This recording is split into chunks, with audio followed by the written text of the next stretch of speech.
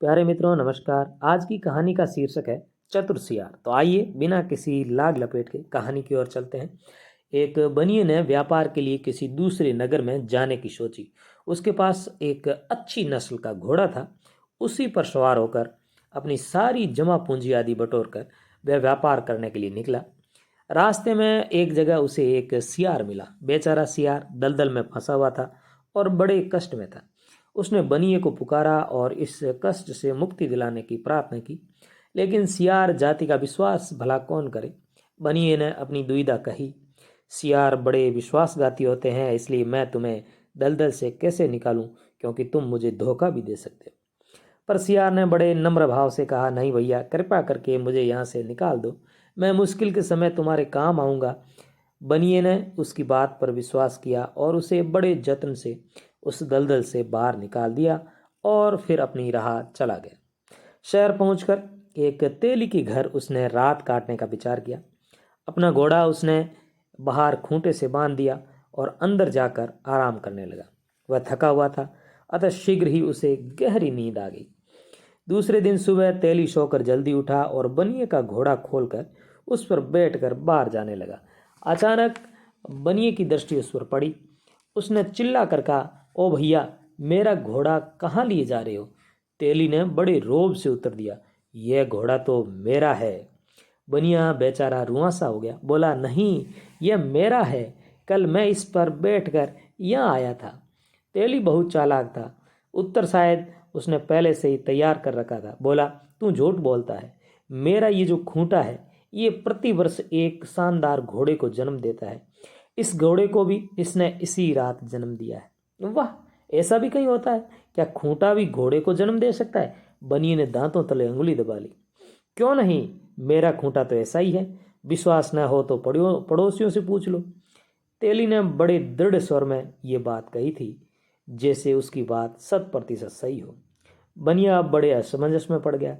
फिर उसे लगा कि शायद पड़ोसियों से ही कुछ सहायता मिल सके, लेकिन वह नहीं जानता था कि ये सारा मोहल्ला ही ठगों का था और यह तेली उन सब का सरदार था। सब ने तेली का पक्ष लेकर कहा, तेली की बात 100% सच्ची है। बेचारा बनिया बड़े संकट से घिर गया। प्रदेश का मामला, ठगों से दुश्मनी से वह बहुत घबरा गया था। आखिर अपनी बुद्धि से हार कर वह अदालत में न्यायाधीश के पास गया और अपनी व्यथा सुनाई। उस तेली उर्फ ठगों के सरदार को अदालत में बुलाया गया।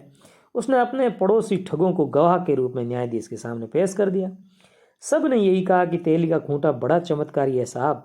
वह प्रतिवर्ष एक घोड़े को जन्म देता है और बनिया जिसे अपना घोड़ा कहता है, उसे पिछली रात इसी खूंटे ने जन्म दिया है। यह गवाही सुनकर न्यायाधीश भी थोड़ी देर के लिए चकरा गए। सत्य क्या है यह उन्हें मालूम था, लेकिन उसे प्रमाणित कैसे करें? उसने बनिए से भी कहा कि कोई गवाह यदि तुम्हारे पास हो तो उसे पेश करो। बनिए को एकाएक उस सियार की याद आई। वह उसे बुलाने के लिए गए।